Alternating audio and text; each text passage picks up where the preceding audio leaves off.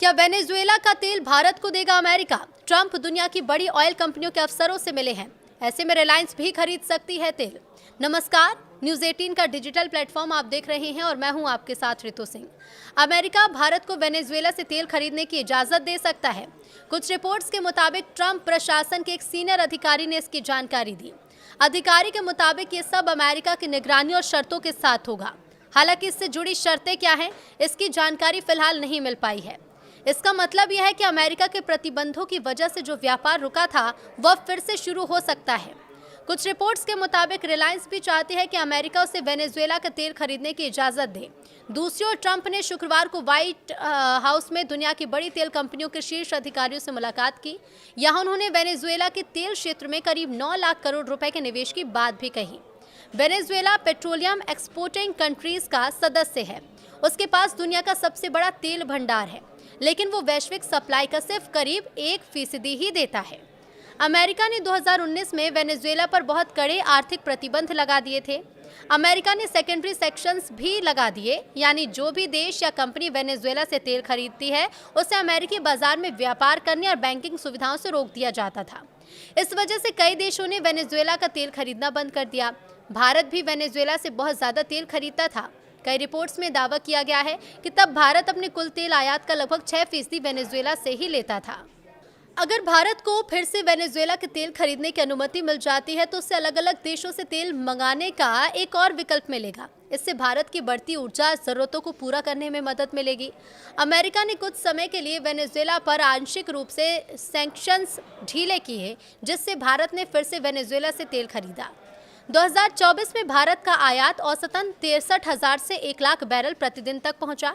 इसके बाद 2025 में वेनेजुएला से भारत का तेल आयात बढ़कर करीब 1.41 अरब डॉलर तक पहुंच गया। लेकिन मई 2025 में अमेरिका ने एक बार फिर से वेनेजुएला के तेल पर सख्ती बढ़ा दी। साल 2026 की शुरुआत में वेनेजुएला से भारत का क्रूड आयात सिर्फ 0.3% ही रह गया है। रिपोर्ट के मुताबिक भारत की बड़ी निजी कंपनी रिलायंस इंडस्ट्रीज ने वेनेजुएला से फिर से कच्चा तेल खरीदने के लिए अमेरिका से मंजूरी लेने की कोशिश शुरू कर दी है। इस मामले से जुड़े कुछ सूत्रों ने ये जानकारी दी है। रिपोर्ट्स के मुताबिक ऐसा इसीलिए किया जा रहा है क्योंकि पश्चिमी देश भारत पर रूस से तेल आयात कम करने का दबाव बना रहे हैं और रिलायंस अपने लिए वैकल्पिक तेल सप्लाई सुरक्षित करना चाहती है। अब सूत्रों के मुताबिक रिलायंस के प्रतिनिधि इस मंजूरी के लिए अमेरिका के यूएस और स्टेट डिपार्टमेंट और यूएस ट्रेजरी डिपार्टमेंट से बातचीत कर रहे हैं। रिलायंस ने पहले भी अमेरिका से लाइसेंस लेकर वेनेजुएला से तेल खरीदा था। कंपनी के पास दुनिया का सबसे बड़ा रिफाइनरी कॉम्प्लेक्स है। ये गुजरात में स्थित है और इसकी कुल क्षमता लगभग 14 लाख बैरल प्रतिदिन है।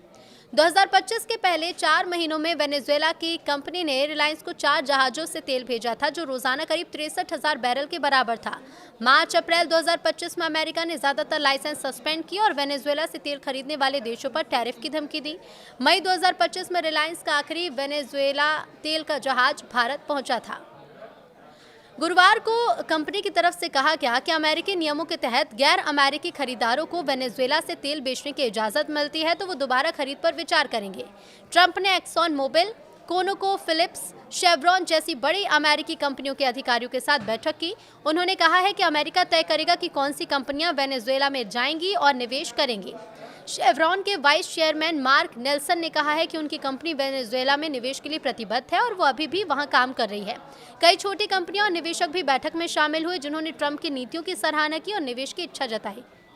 ट्रंप ने कहा कि तेल मुनाफे को वेनेजुएला, अमेरिका और कंपनियों के बीच बांटा जाएगा। ट्रंप का कहना है कि कंपनियों को निवेश करना होगा और उनका पैसा जल्दी वापस भी मिलना चाहिए। फिर लाभ को वेनेजुएला, अमेरिका और कंपनियों के बीच बांटा जाएगा।